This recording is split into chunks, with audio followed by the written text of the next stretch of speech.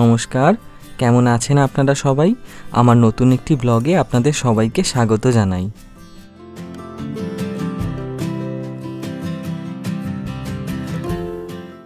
অনেকেই আমাকে বলেছেন যে রাজস্থানের হ্যাংওভার কি এখনও কাটছে না। আসলে রাজস্থান থেকে ফেরার পরে এমন কাজের ব্যস্ততা হয়ে গেছে যে সেই ভিডিওগুলো এডিট করে আপনাদের সাথে শেয়ার করব, আর নিজেও যে সাজিয়ে রাখবো আমার মেমোরিতে, যে দেখব মাঝে মাঝে যখন ইচ্ছে হবে।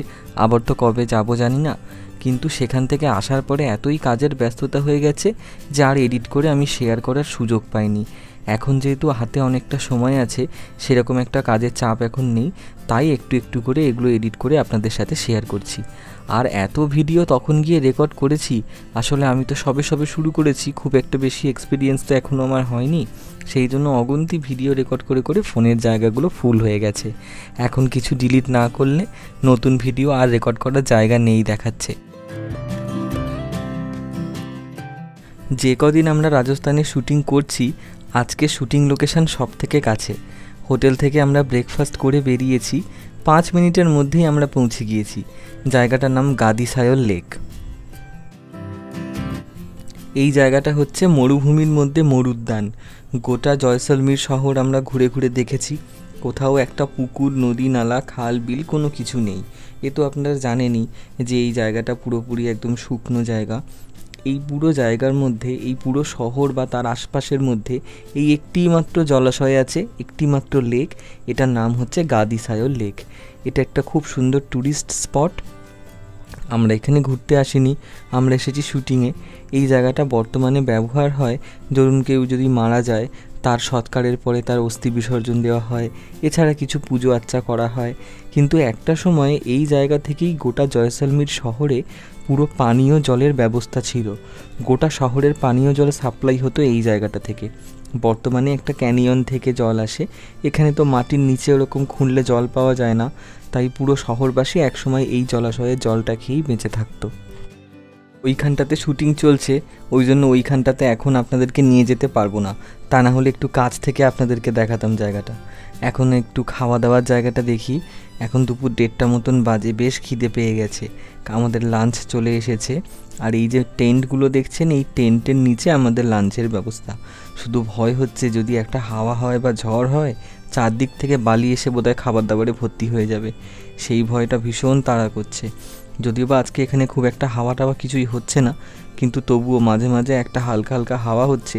আর কেউ একটু হেঁটে গেলে বা কিছু করলেই প্রচুর বালি উঠছে, চারিদিকে বালি ভর্তি। ওইখানটাতে একটা উট জল খাচ্ছে, যেটা আমি ভিডিও শুরুতে আপনাদেরকে দেখিয়েছিলাম। নাসির সেখানে দৌড়ে গেছে ওর সাথে ছবি তুলবে বলে। আমি আপনাদেরকে একটু পরে নিয়ে যাচ্ছি। ডান দিকটাতে এই জলের মাঝখানেই ছোট ছোট ওই মন্দির মতন আছে, ওইগুলোকে জলছত্রী বলে।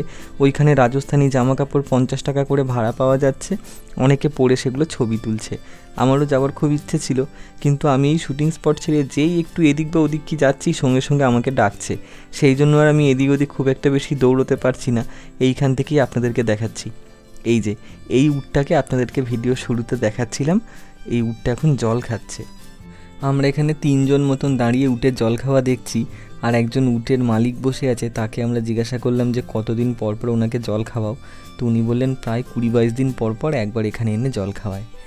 এরা অনেক দিন জল না খেয়ে থাকতে পারে, আমরা ছোটোবেলা বইতে পড়েওছি, আজকে সামনাসামনি দেখলাম।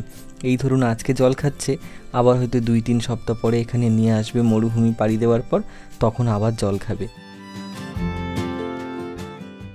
এটা একটা ক্যাফে কাম রেস্টুরেন্ট। এটার বাইরেটা এত সুন্দর, আমরা বাইরেটা দেখছি, ছবি তুলছি, প্রচুর আনন্দ হচ্ছে।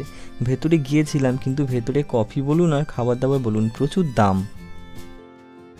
এই যেটা দেখছেন, এটা খাবার জল ফিল করে দিচ্ছে আমাদেরকে।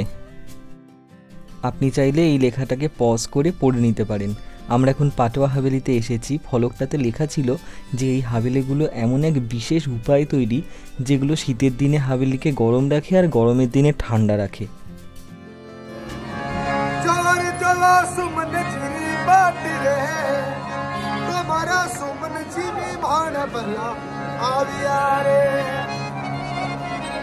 हमारा सुमन जी परदेसी घरे आबिया रे ओ तारा साला जी करावे मनीवाड़ी रे तुम्हारा सुमन जी ने मान भला आविया रे ओ थारी ससु जी उड़ावे जजासू बिटा थारी ससु जी उड़ावे जजासू बिटा कर से धना मन डेरी बाटी रे तुम्हारा सुमन जी मेहमान भला आविया रे अरे ऊपर युगो पुनमड़ी रो चांद रे ऊपर युगो पुनमड़ी रो चांद रे तुम्हारा सुमन जी मेहमान भला आविया रे तुम्हारा मिठिया मेहमान भला आविया रे। জীবনে এই প্রথমবার কেউ আমার নাম ধরে এরকমভাবে আমাকে গান শোনালো, তাও এরকম অভ্যর্থনা দিয়ে। এখানকার অতিথি সেবা অসাধারণ ভালো লেগেছে আমার। হাভেলির ভেতরে আর বাইরে প্রচুর রকমের দোকান, পাথর, শোপিস, জামা কাপড় ইত্যাদি ইত্যাদি অনেক কিছু। আমি একটু দূরে দূরে থাকছি কারণ আমার কাছে এখন টাকা পয়সা নেই। ইনি সীমাদি, আমাদের এই মেয়েটির চুল করে দিচ্ছেন। এর নাম শ্রীকন্যা। ও একটা দারুণ চরিত্রে অভিনয় করছে। এখন এই হাভেলির ছাদ থেকে আমাদের একটা সিনের শুটিং হচ্ছে, সেই জন্য ওপরটায় যাচ্ছি না। ছাদের এই জায়গাটা থেকে শহরের একটা অসাধারণ ভিউ আপনাদের সাথে শেয়ার করি চলুন। জয়সলমীর শহরকে গোল্ডেন সিটি অফ ইন্ডিয়া বলা হয়, তা বোধহয় আপনারা অনেকেই জানেন। তার কারণ এই পুরো শহরের যত ইমারত বাড়িঘর রয়েছে সব কিছুই এই গোল্ডেন কালারের ইট বা সোনালি রঙের ইট দিয়ে তৈরি হয়। এই দূরে দেখতে পাচ্ছেন সোনার কেল্লা, আর উল্টো দিকে সূর্য অস্ত যাচ্ছে। এখন আমাদের শিফটিং আছে খুব কাছাকাছি আরেকটা বাড়িতে, চলুন সেইখানটায় আপনাদেরকে নিয়ে গিয়ে দেখাই। এই জায়গাটার নাম হচ্ছে নাচনা হাভেলি। এটা ওই হাভেলি থেকে খুব কাছেই পাশে আরেকটা হাভেলি। সন্ধে হচ্ছে বলে লাইটগুলো জ্বালিয়ে দেওয়া হয়েছে। আমি হাভেলির ভেতর থেকে বাইরের দিকে আসছি। এই খালি জায়গাটাতে আমাদের খাওয়া দাওয়া সেট আপ হয়। এখন তো খাওয়া দাওয়া আমাদের হয়ে গেছে। আর উল্টো দিকে যে রুমগুলো দেখতে পাচ্ছেন ওইগুলোতে আমাদের অভিনেতারা বসে, জামা কাপড় পরে, মেকআপ হয়। চলুন এই দিকটাতে আপনাদেরকে দেখাই একবার। এই জায়গাটা একটা ছোট্ট সংগ্রহশালার মতন। রাজ পরিবারের এই অবধি যতজন সদস্য ছিলেন বা বেঁচে আছেন, বংশ পরম্পরায় তাদের বিভিন্ন রকমের ছবি আর তাদের ব্যবহৃত কিছু জিনিসপত্র। উল্টো দিকটাতে দেখাই একবার কি আছে। উল্টো দিকটাতে খুব সুন্দর একটা জিনিস আমার ভালো লেগেছে, সেটা হচ্ছে রাজবাড়ির দোলনা। আর কি বিশাল বড় একটা ঘড়ি দেখুন। উপরে রয়েছে কিছু তীর ধনুক, একদম অরিজিনাল ISI মার্কা। আর একটা রয়েছে বাঘনখ তরবারি। এই জায়গাটা ভীষণ সুন্দর, একটা থমথমে পরিবেশ, আপনার আসলে ভালো লাগবেই। চলুন এখান থেকে একবার বাইরেটা আপনাদেরকে দেখাই। বাইরে একটা ছোট্ট উঠোন মতন, কিন্তু এত সুন্দর সাজানো আছে। আর বিকেলে এখন সন্ধ্যাবেলা যেহেতু আলো পড়ছে, ছোট ছোট চুনি লাইট জ্বালানো হয়েছে, অপূর্ব সুন্দর দেখতে লাগছে। সামনে একটা ফাউন্টেন আছে, ফাউন্টেন থেকে সুন্দর সারাদিন এরকম জল পড়ে যাচ্ছে। কি দারুণ সাজিয়েছে দেখুন জায়গাটাকে। এখানটা এসে বসলেই আপনার মন ভালো হয়ে যাবে। আমাদের যখন কাজকর্ম একটু হালকা হচ্ছে, আমরাও এই জায়গাটাতে এসে একটু বসছি, আর এই ফাউন্টেন থেকে জলের আওয়াজগুলোতে আমাদের ভীষণ মাইন্ড রিফ্রেশড হচ্ছে। আজকের মতন ব্লগটা এখানেই শেষ করছি। তাহলে কেমন লাগলো তা আমাকে অবশ্যই কমেন্ট করে জানাবেন।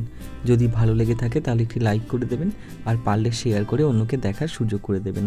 সবাই ভালো থাকবেন আর অন্যকেও ভালো রাখবেন। খুব তাড়াতাড়ি দেখা হবে নতুন আরেকটি ব্লগে।